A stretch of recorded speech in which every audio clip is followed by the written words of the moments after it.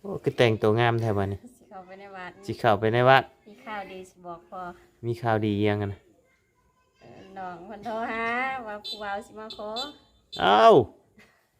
ใช่ซะน้องเจ้าตอนนี้ไปอยู่เพื่อนผู้บ่าวแล้วเอ้าสร้างบ้าแทบบัดนี้อยู่บ้านได้ผู้บ่าวนะเพิ่น vào con nhầm đi rồi là sớm xưa cho hắn của bao อืม ao bạc อืม đó thành ao ni không bao bạc อืม ở đi đó và ao ni bao bạc อืม tem chay là nọ tem chay là cái này khơi mặt hàng อื cái ม này vâng nên ตุ๊ tem chay hàng là vào cái อื này มแสดงว่าที่ผ่านมาเพิ่นมักบ่แห้งบ่ซะ rồi bác là phải อืม สิเอาหอนนี่ เพิ่นได้บอกอยู่บ่ซะ จักหลังสิเอา bạc phải và mình nhìn nhớ phải và một hình chắc bay thằng đấy mình là mưa bàn อืม mình là sẽ bay hết nhà อืม ไปสวรรค์ nên nó mình bọc อืม mình bọc nó coi một cái nó coi hết nhà này ao hết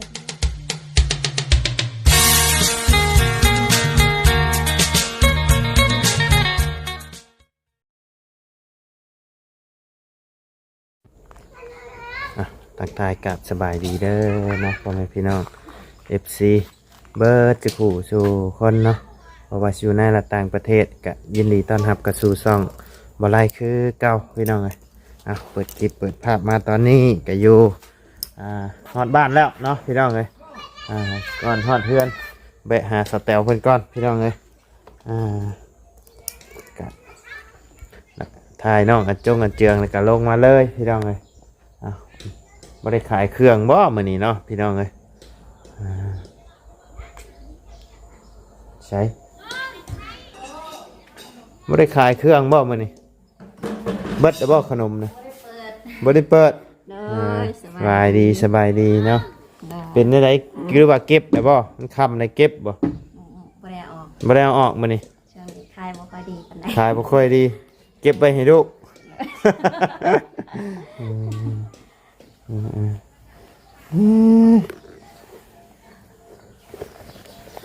หาสิลงมาฮอดข่อยกะ เลย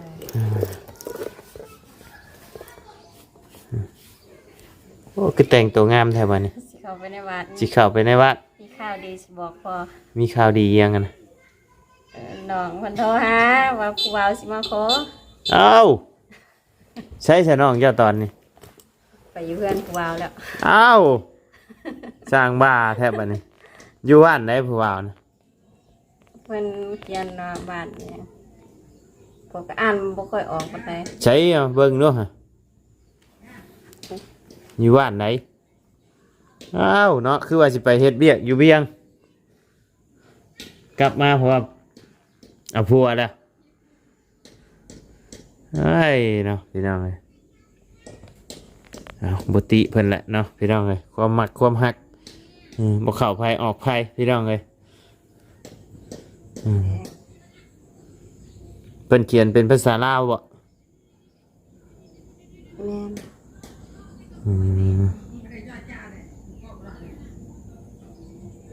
เพิ่นไปแต่มื้อใดนะไปมื้อเช้านี่ บ่ไปหลายมื้อแล้ว ไปหลายมื้อแล้ว อ่านออกได้บ่ อะไร กุด มา กุดกอกบ่ บ้านกุดเกาะบ้านกุดเกาะอยู่ใช่บัดนี้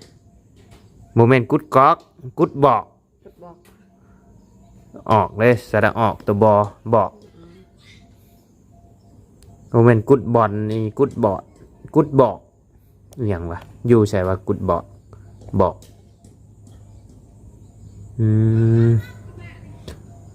เพิ่นก็คือว่าเขียน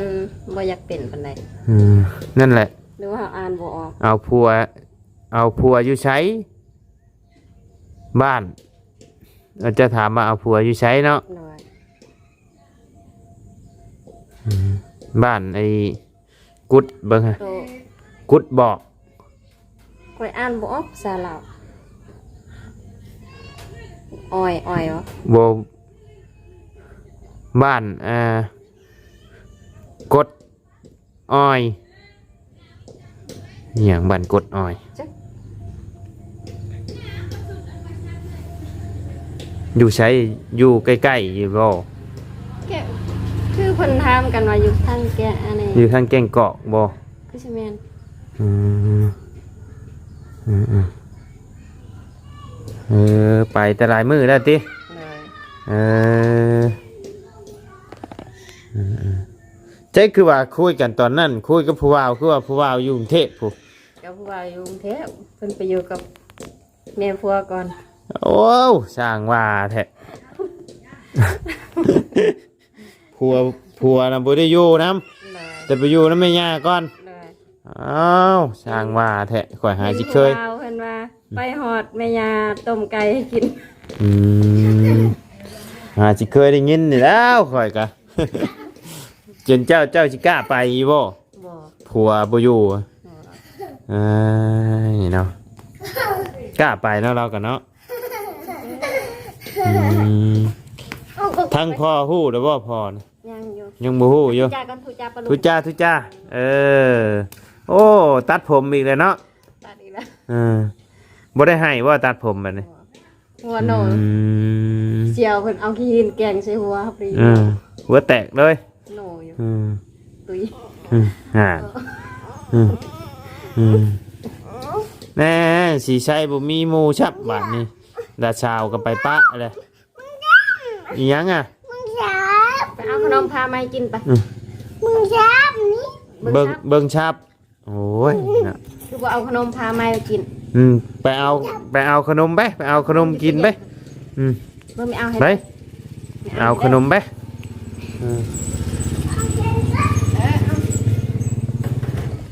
โอ้ยเนาะค่อยขึ้นเนื้อ3 มื้อวะ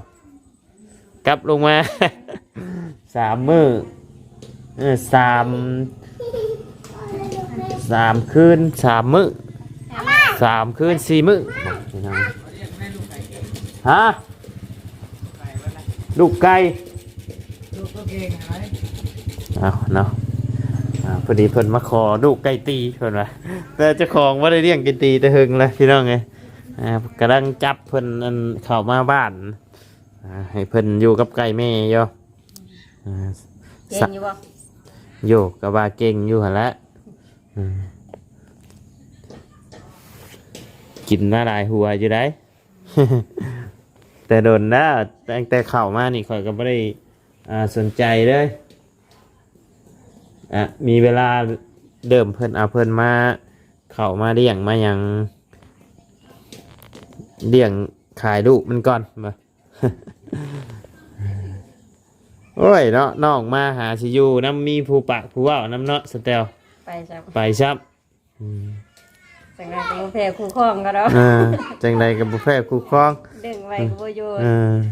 เฮิงไปได้ชาเจ้านะ โอ้ยยังอีกครึ่งเดี๋ยวเผาถาม เจ้ามีแต่ให้เขามาหาได้คันมาไปหาคือน้องเจ้าบ่ได้ได้ บ่อยากให้เข้ามา บ่อยากให้เขามาบ่ ญาติวัดสิซ้ำหอย บ่แล้วเขาก็เบิ่งยิบเจือแล้วเนาะ ก็เบิ่งอยู่ อืม ยังอีกครึ่ง ยังอีกเฮิงเนาะใช่ยดอกขันยังอีกเฮิง ได้ยินน้องจะว่าอันสิไปเฮ็ดเวียกอยู่เวียงวะ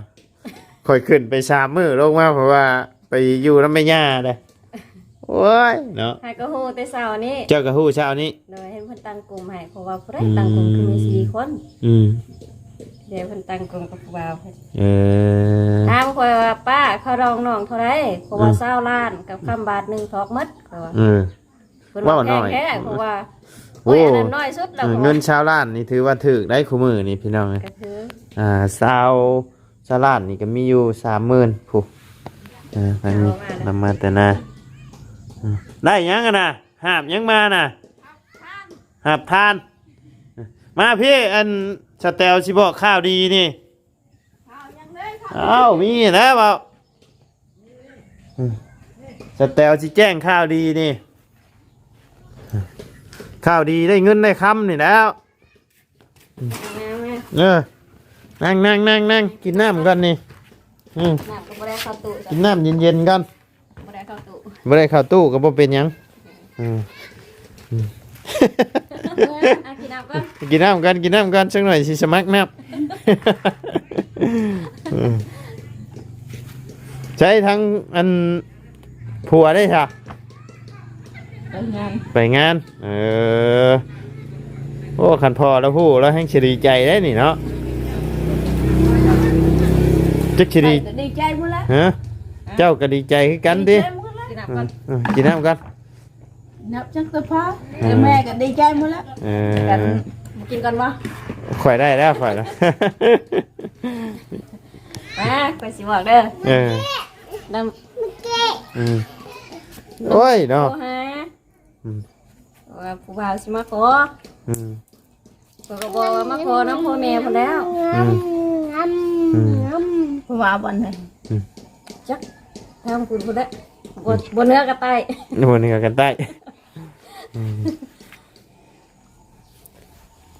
นอนรับจะมาแมลง เป็นอะไรบัดนี้ได้ยินข่าวดีเลยฮะ บอกค่ะเราพี่แห้งในเด้อ อิ่มเลย เอาลายหรอก จักรลานจักรลาน มันสิเอานะถ้าน้องลายก็มันเฮ็ดงาบ่เป็นเนาะชำได้ชำนึงก็พอก ะว่าสิเอาเท่าไรขะรอง อิงตามเด้อิงตามพอเขาได้ เอาเจ้ากับแม่ก็มีสิทธิ์คือกันทั้งแล้วอะเนาะ บอกลายๆรถ ว้าวได้ลายแล้ว เพื่อเขา ว่า มา สิ กันเลย ว่าไล่ก็ยันเขาบ่มี อ้าวเจ้าไปว่าแนั่นบ่เจ้าบ่ต้องเอาซะบ่มีไผหรอก ใจหั่นจะ บ่ ได้ไล่50 ล้าน 50 ล้านเจ้าก็เว้าไว้โดด50 ล้านแล้วขับบาทหนึง เจ้าไปว่าย่านเขาบ่มีเขามาขอโอ้ยดองเอ้ยข่อยบ่มีเจ้าก็สิบ่เอาว่าซะ เอาคือกัน แน่เฮาต้องเว้าไว้ก่อนนะบ่ฉันสิว่าฮีดคองประเพณี เดี๋ยวนี้มีแต่50 เพราะอย่างขี้ไล่ก็จักซาว อย่างที่ไล่ก็บ่ได้ไล่ก็ชาวล้านก็พอขับบาทหนึงงัวช่องโต โอ้หลายแท้ เอางัวเป็นงัวตายเด้ งัวเป็นงัวตายนำ เลย เพิ่นน่ะเพิ่นบ่ได้ไปบอกเจ้าบ่ว่าเพิ่นสิไปอยู่นำผัวนะ บ่เด้มันบ่ได้บอกเด้ โทรมาบอกแต่สแตลเนาะ ว่าใช่พาวอะเมื่อบาท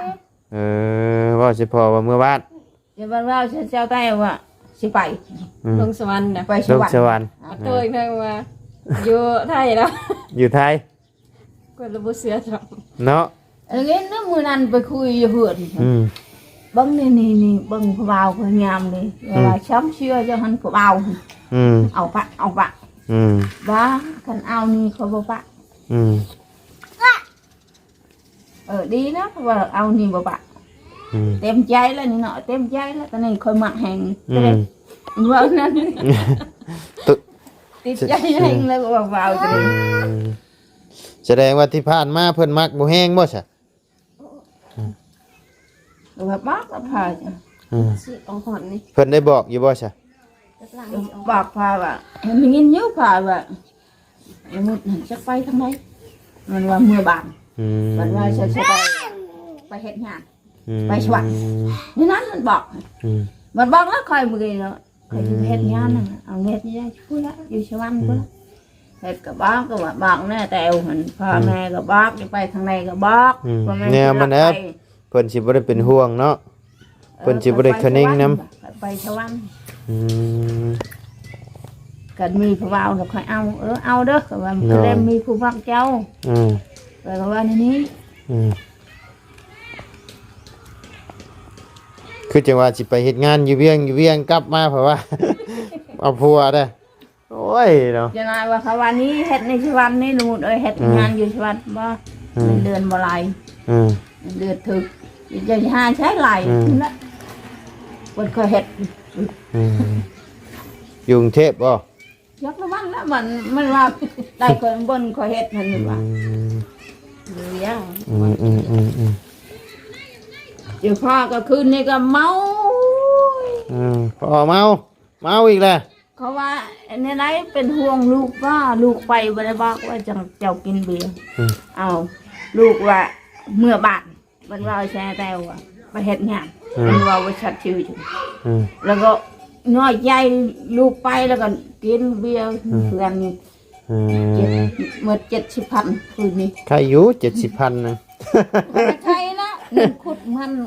บักลอกจังนั้น เอ แหละ อ มันมือหนึ่ง50,000เพิ่น เออ มาบอกเขาว่า อืม แล้วก็ไปกินพุดเบียร์หันแม่เขาเงินหมดละนี่ได้เงิน10,000 มือ50,000ไปขุดไอ้เฮาน้ำนี่กว่าซะมือ50,000 คันมี ฮะ คันมีเวลาขุด ฮะ มันบ่มีเวลา เวลาไปใช้ ค่อยเบิ่งไม้ไก่ ฮะ ไก่อักเบิ่งไก่ เบิ่งย่างไก่ ก็ย่างอันนี้ก็ หยังอ่ะฮะ วันนี้ก็ชอบ ย่านงัวบ่ ย่านคน โอ้ย ให้กลัวเราเป็นผีบ่แม่นผีเด้น่ะ คนแน่น่ะน่ะ ย่างงูย่าง โอ้ยเนาะจำเห็นผีเนาะเจ้าเนาะ เห็นเขายังอ เอยู่ อเห็นเขาย่างอยู่กับให้ได้ของยังนี่นะ หาย หอยหอยยังนี่เปิดดูสิเจ้า หายน้อย หอยจุกเอาว่ากระปูนี่ เอาไว้กับปู เอาว่ากระปูนี่เอา ย่าน อ่ะ ย่าน โอ้ย ย่านอย่างย่านเช้านี่ให้อยากกินกระปู นี่เช้านี่ให้ยังกินกระปู ไปกินข้าวอย่าง เก็บเอาได้ผมจะโตนั่น จักโตใช่ 4-5โตนี่ ใช่เห็นตัวเดียวนะ ก็โตนี่ เอาสเตล มาอยู่ลุมพุ่น สบายนี่แล้วหามาให้เลยเอามีแต่ตัวผู้มีตัวแม่เลย ตัวแม่ก็มีหัวลาย เท่านั้น พอแล้วบ่ เอาไว้ให้ พอแล้วมันเบิดละ แม่4โต5โต อ้าว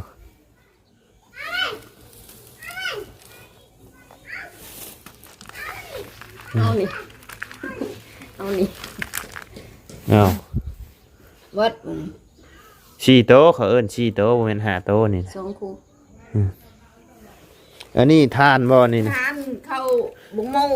หัวบิน อืม ไปชอบไงนะชอบตัวนี้ก็เมื่อครึ่งหนึงทางบ่ได้มันนะ ชื่อเอาบ่ ซื้อก ระสอบเท่าไหร่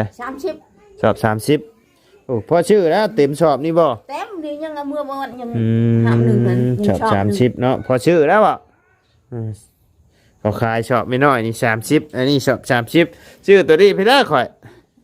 ก็ทำก็พอชื่อนี่ก็ถามเอาไหมว่าชอบใหญ่30 อืม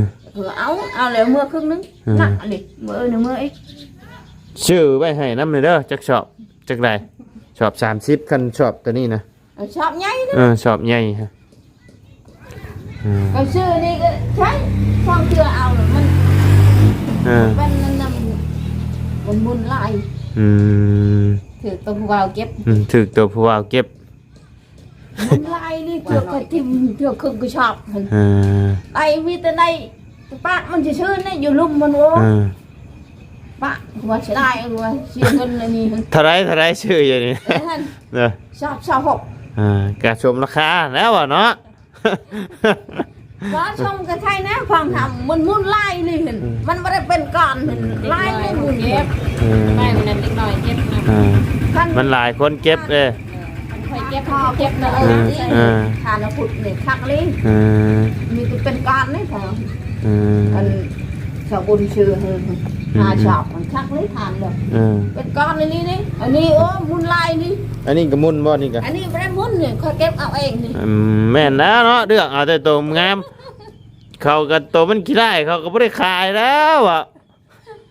เลือกเอาเองนะนี่เก็บเอาเองนะ ก็ลุบเขาแล้วเนี่ยนี่ ใหญ่แล้วเอาได้เลยว่าเรื่องเอาก้อนอะไรใหญ่เก็บใช่เขาก็เก็บเอา คักกะดีเนาะจ้ะเป็นระบบหมักทั่ว เป็นแล้ว คือบุขึ้นยักเถื่อเนาะถอดออกเด้อ ถอดออกแล้วถอดออกแล้วก็ซับขี้ดินให้มันผุใหม่ มันขึ้นเบิดนี่เนาะหกมาแล้วแถวนี้พี่เนาะทางหลังบ้านแป้นแบบนี้เนาะ บ่แป้น ปลูกอีกแล้ว ปลูกไอ้ดอก แป้น คันคอยอยู่เฮือนนี่บ่แป้น เป็นจังไดได้ยินข่าวแหละ ดีใจ ดีใจหรือเสียใจ ดีใจ ดีใจเนาะ ได้เงิน ได้เงิน ดอกได้50 ล้านคำบาทหนึงเอ้ยได้สัตว์ เอื้อยกับชิมาขอมืออื่นมือฮือนี่ตีคารองไว้เท่าไหร ไอเมนจะได้เงินเนาะยางคือปน เอามาฝากไว้น้ำเฮาก็ได้ ได้ลูกชายลายเลยก็ขาดองลายเด้อเมียนจะได้ โอ้เอามาเมียนน้ำเฮาก็ได้ผากไว้น้ำเฮานี่อืม อย่าน้อยคนเอาได้ เดี๋ยวสิซอยไส้ดอก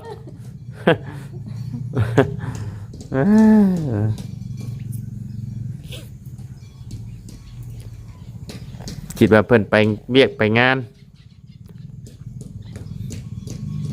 แล้วว่าเราสิไปเวียงหรือเปล่าเอาถามมื้อนั้นน่ะ มันไม่ได้ไปเมียงบอกผ่ามือบ้าน ใช่เราเว้ากับเฮาว่าเมื่ออยู่บ้านบ่ได้ซะ ผ่านมาในมือบ้านมือบ้านมันแบบเราใช้แต่ไปหีบ เพิ่นบ่ให้เพิ่นเมื่อบ้านมาขอเพิ่นก่อนว่าคันว่าเพิ่นบ่รับเอาก็กลับมา เมื่อบอกเมื่อกล่าวเพิ่นได้เนาะไปใช้บ่ครอบบ่กล่าวเพิ่นบัดเป็นมามันลำบากนะ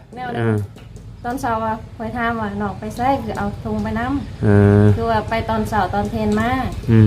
คือว่าไปสิไปเวียกว่าสิลงไปเวียกอยู่สวรรค์ต้องคอยฮู้แล้วก็บ่เชื่อว่าลงสวรรค์ไอ้เทื่อนี่ก็ว่าฮอดไทยแล้วปีฮอดไว้ซะติเพราะว่าคันฮอดไทยแล้วใส่หูผูไทยให้เขาเบิ่งฮอดไทยยังได้บัตรก็บ่มีอันเล็กจังว่ามันสิไปได้บ่เนาะบัตรไปบ่ได้แล้วมันมีบัตรแค่นี้มีบัตรของมึงไปบ่ได้แล้วคนมึงเล่ามันคือไทยนะไปไทยมันบ่ง่ายได้ไปไทยคู่มือนี่นะมันมีบัตรมันไม่บุญบัตรจะไปดูเลยโอ้เขาจับหัวได้เท่าลาวเขาจะยังทำอยู่สมโนบ่ไปยังยืนบ่ถามเบิดชั่วมือนี่นะเพราะว่ามันโลกเฮามันเริ่มพัฒนาขึ้นแต่ละมื้อแหละทุกสิ่งทุกอย่างมันต้องใส่เบิดบัตรประจำตัวสมโนครบแล้วมีอยู่บ่เจ้านะบ่มีพ้องห้ามมวยมาได้ใช้แสดงว่าคนเถื่อนได้เจ้ากันนี่เนาะเถื่อนไผก็เถื่อนคือพอเขานี่เขาได้ก็บ่มีหยังคนเถื่อนนักเขาเอิ้นว่าคนสมมุติว่าแบบเสียไปหยังก็เฮาสิบ่ได้เสียไอ้เงินค่าหัวให้ได้นี่เนาะจังล่ะบ่ได้เสียแล้วมันบ่มีคอมก็บ่ได้เข้าหมองเอาเจ้าได้เสียอยู่บ่แม่เพื่อนลังได้เสียบ่อันชูเจ้าอยู่ตอนนี้เวลาคนนั้นเพิ่นชูเจ้าได้เสียอยู่บ่บ่ได้เสียบ่ได้เสียแสดงว่าเจ้าได้เสียอยู่บ่ย่านเวลาเขามาเก็บเราบ่มีเงินให้ก็เลยบ่บัตรยามมานั่นเพิ่นละบัตรนี่บัตรเวลาเฮาเข้าบ่แม่นนักสองหำเฮาบัตรยานเฮาบ่เพียงพอเวลาคนเสียจะจ่ายอยู่นะเฮาสิบ่มีเงินให้วังนี้นี่60,00080,000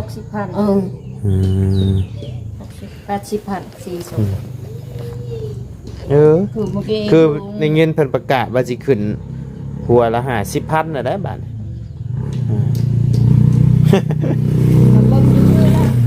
นับว่าหัว50หัวละแช่นก็ยังมีปัญญาความเยอะจำเป็นแล้วเพราะว่าเฮาก็เชียร์ไปเรื่อยๆแล้วเฮาอยู่ในบ้านในเมืองเด้บัดยามถึกในครอบในครัวเฮามันก็เฮาก็พอได้เงินตัวนั้นมาหมุนคือข่อยนี่ก็มีอยู่สมโนแต่ข่อยยังบ่เฮ็ดใบยุ่งยากมาแต่ข่อยก็มีชื่ออยู่นี่อยู่ข่อยต้องเฮ็ดใบยุ่งยากมาคือกันลูกคือใส่ล่ะผู้เห็นอยู่บ่เห็นบ่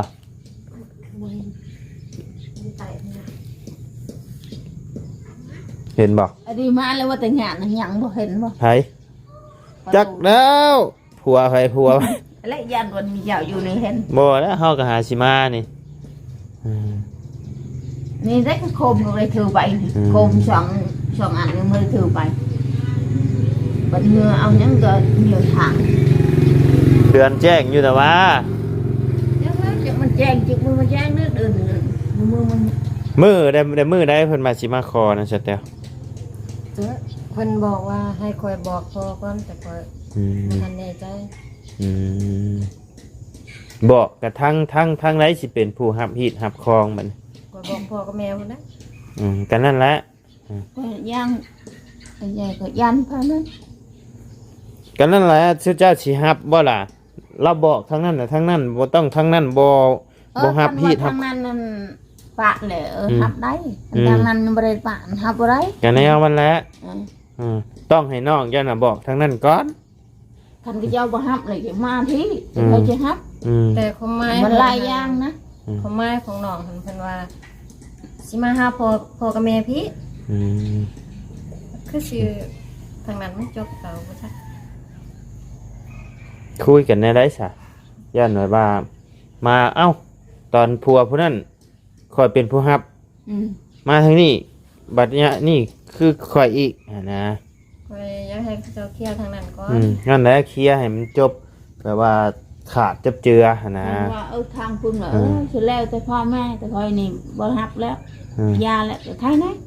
ย่านทางบุญหั่น ขนาดเพิ่นตัดสินใจใช่ไหมอยู่พี่ก็ลองเพิ่นว่าสิอยู่พี่ ลองเบิ้งอยู่เอาก็ให้อันจับเจือแล้วเนาะ ข้อยอยากจะบ่ร้อน กันนะครับเพิ่นคนดุแท้เฮาจังบ่ร้อนไปนอนเว้นจังซั่น คือมันนั่นเบิดคือละมุดนั่นแต่ละมือคอยเบิ่งมันก็ว่ามุดเอ้ยอยู่ได้แต่เฮ็ดอันนั้นเฮ็ดอันนี้เฮ็ดหากินหายังนึ่งข้าวนึ่งน้ำเฮ็ดอันนั้นยังให้ได้กิน บ่นอนเว้นให้เบิ่งก็ดีแล้ว 7-8 โมงยังบ่ได้ตื่นแต่นอนเฮ็ดอันนั้นสิได้กินหาขุดกระปูขุดเขียดน้ำมูหากินนี่ละ โยแนวมันแล้วสิมาถ่ายกินแต่น้ำเอื้อยก็คือเห็นนั่นละ ท่านเจ้าท่านค่อยๆนี่อันนี้หมดมือโทรศัพท์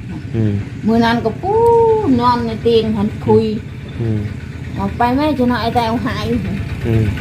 ดังลุกไม่ไปฉันก็นั่งคุยนั่นละ นั่นแหละมันก็อยู่กันเนี้ยคันเป็นนั่นน่ะสิเอื้อยน้องก็ยาเพราะว่าเจ้ามาเจ้าบ่ช่วยเวียกช่วยงานก็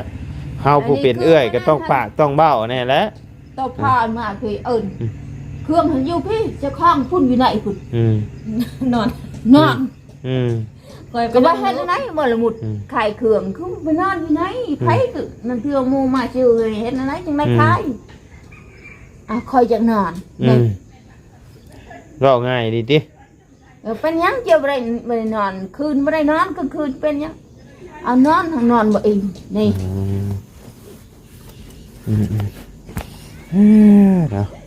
เอาอันนี้ก็แล้วแต่เพิ่นสิตัดสินใจเนาะขึ้นอยู่กับโตเพิ่นเองนั่นแหละนี่ก็อนาคตสิเป็นจังใดก็